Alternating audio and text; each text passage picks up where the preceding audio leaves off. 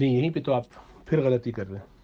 آپ کا خواہش ہونا اور اس کی کوشش ہونا، یہ دونوں کے دونوں یعنی ایک جذباتی بات کی حد تک ہیں بس، کیونکہ آپ اس کی کوشش کر کے بھی وہاں تک نہیں پہنچ سکتے. آپ کو وہ بات کیسے سمجھ میں کیا معیار کیا ہوگا؟ یا تو آپ اپنی ایک نئی میتھڈولوجی بنائیں اور اس کی بیس پہ فیصلہ کرنا شروع کریں، اور وہ میتھڈولوجی کبھی بھی فول پروف نہیں ہو سکتی، اس لیے کہ اس کو کس کی تائید حاصل ہوگی؟ آپ کی ذاتی ہے نا.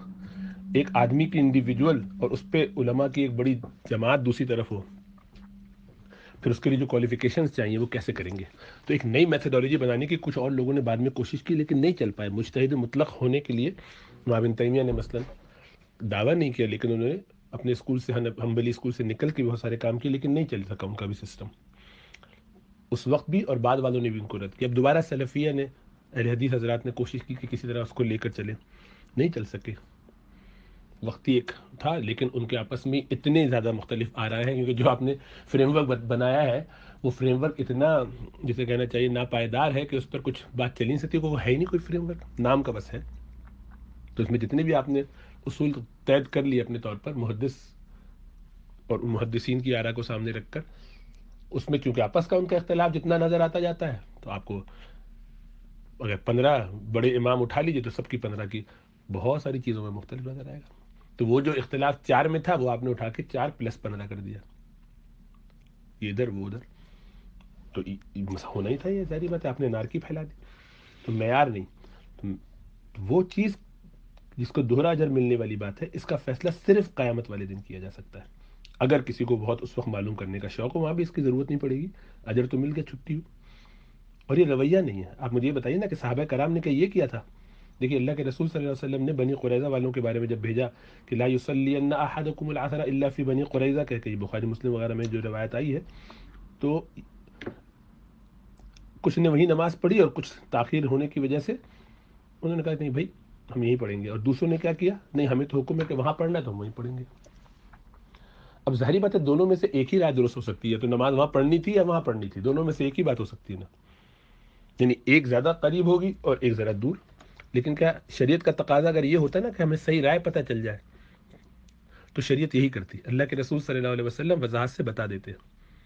نہیں وہاں کیا کیا گیا کہ اسب تم تم نے بھی درست کیا، تم نے بھی درست کیا، رویہ تم دونوں کا درست ہے، عمل تم دونوں کا درست ہے. کیوں؟ دونوں کی طرف مجتہد ائمہ ہیں، دونوں طرف فتویٰ دینے والے فقہاء صحابہ ہیں، دونوں کی طرف بڑے بڑے جید علماء ہیں، اور دونوں نے اپنے اپنے طور پر سوچا، غور کیا. ایک نے ظاہر لفظ کے معنوں کو لے کر چلا، دوسرا اس کے مفہوم کے پیچھے، اس کے پیچھے جو مقصد تھا اس کو لے کر چلا، حکمت کو لے کے چلا. دونوں کی بات درست ثابت ہوئی. اسی کے برعکس صحابہ نے آپس میں مشورہ کیا ایک اور سفر میں، ان میں سے اتفاق سے کوئی مجتہد صحابی نہیں تھا. انہوں نے احتلام کی وجہ سے ایک بیمار صحابی کو ٹھنڈے پانی سے تیمم کرنے کی انہوں نے اجازت بھی مانگی، پھر بھی کہا کہ نہیں اس کی تو گنجائش نہیں، وہ معلوم نہیں تھا، نہلوا دیا، انتقال ہو گیا.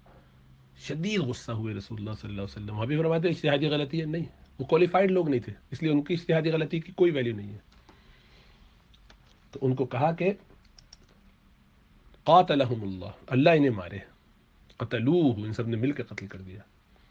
انما شفاء العی السؤال، کہ جہالت کا علاج سوال کرنا ہے. انہوں نے سوال کیوں نہیں کیا، معلوم کیوں نہیں کیا کسی سے. تب دیکھیے یہاں بالکل مختلف رویہ رسول اللہ صلی اللہ علیہ وسلم کا نظر آ رہا ہے. اور وہاں پر کیا، نماز جیسا متہم بالشان عمل ہے. یہ کہا جا سکتا ہے کہ یہاں قتل کی بات تھی، لیکن اس کے باوجود اصول تو اصول ہے نا. رسول اللہ صلی اللہ علیہ وسلم کوئی جذباتی ہو کر یہ تھوڑی کہہ رہے تھے کہ کیونکہ صحابی کی شہادت پہ غصہ آ گیا تو ہم نے ایسا نہیں، بلکہ اصول بتا دیا وہاں پر. آپ کا تو ہر قول، ہر عمل، ہر بات شریعت بن جاتی ہے نا. تو آپ نے اصول بتا دیا کہ اگر کوالیفائڈ آدمی یہ کام کرے گا تب تو ٹھیک ہے، کوئی اور کرے گا تو اس کے لیے نہیں ہے. تو اللہ ہمیں سمجھ اور شعور عطا فرمائے. تو ہم سے تقاضا ہی نہیں ہے کہ ہم صحیح کو پائیں، ہم سے یہ تقاضا ہے کہ ہم صحیح میتھڈ اختیار کریں. اور وہ یہ ہے کہ اگر ہم کوالیفائڈ مجتہد نہیں ہیں تو پھر ہم کسی کوالیفائڈ مجتہد کی رائے پر عمل کریں. اپنی عقل نہ لڑائیں، اپنی عقل ان کو جج کرنے میں تو لڑائیں کہ صحیح عالم کون ہے، فیصلہ کرنے. پھر جب وہ پرسکرپشن دے دیں تو وہی ہمارے لیے بائنڈنگ ہونی چاہیے، اپنے نفس کو بیچ میں نہیں لانا چاہیے. اللہ فرماتے ہیں قرآن میں افرأیت من اتخذ الہہ ہواہ. اب ظاہری بات ہے یا تو آپ علم کو فالو کرتے ہیں یا وم کو فالو کرتے ہیں، ومز اور ڈیزائرز کو. تو اگر آپ کے پاس علم ہے تو آپ مجتہد ہیں تو ٹھیک ہے، اور اگر ایسا نہیں ہے تو پھر یہ ومز کا ہی فالو کرنا ہے، میرا دل یہ چاہتا ہے، میری خواہش یہ ہے، مجھے ایسا اچھا لگتا ہے، ایسے نہیں، مجھے زیادہ مضبوط لگتا ہے، آپ کے لگنے سے نہیں ہوتا، یہ صرف کوالیفائڈ لوگ ہی کر سکتے ہیں، اور وہ اس وقت دنیا میں شاید ہی کوئی ہو، اللہ معاف فرمائے۔ یعنی مفتی تقی اسماعیل صاحب بھی اپنے آپ کو مجتہد نہیں مانتے، زیادہ سے زیادہ وہ اپنے آپ کو مجتہد کہہ سکتے ہیں، تو یعنی وہ تو نہیں کہتے، لوگ کہتے ہیں تو ان کو فائنینس وغیرہ کے حوالے سے، اسلامی یعنی یہ جو مالیاتی نظام کا سلسلہ ہے۔ تو آپ دیکھیے، یہ تو فیصلہ آپ کو کرنا ہے کہ آپ ان میں سے مجتہد ہیں یا عامی ہیں۔ عامی ہے تو پھر آپ کے پاس سوائے راستہ فالو کرنے کے ان مسائل میں کہ جس میں شریعت کے احکام میں ایک سے زائد رائے موجود ہیں، یعنی قطعی ثبوت نہیں ہے، قطعی دلالہ نہیں ہے، تو اس میں آپ وہ چیز پا ہی نہیں سکتے، باوجود سر کے بل کھڑے ہو جائے تب بھی، تو اس کی کوشش نہ کریں، اسی کی کوشش کریں جس سے جو ہم سے پوچھا جائے گا، جس کا ہم سے کام ہوگا، تو ہمارا فوکس صحیح جگہ پر رہے گا، ورنہ شریعت کا ملغوبہ بن جائے گا ادھر ادھر سے ملا کے۔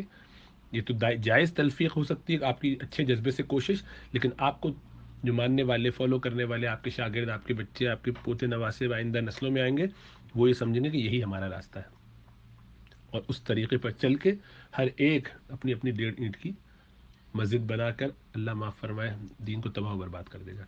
تو بہت سارے لوگوں نے یہ راستہ کھولا، ان سے سب سے بڑی غلطی ہے، سب سے بڑا ان کا جرم ہی یہی ہے، جو انجانے میں ہوا، اللہ ان کو معاف فرمائے۔ وہاں ابن تیمیہ رحمۃ اللہ علیہ ہوں، حالانکہ وہ وضاحت کرتے رہتے ہیں کہ یہ عامی کے لیے نہیں ہے، لیکن اس سے کچھ نہیں ہوتا، آپ نے ایک راستہ کھول دیا۔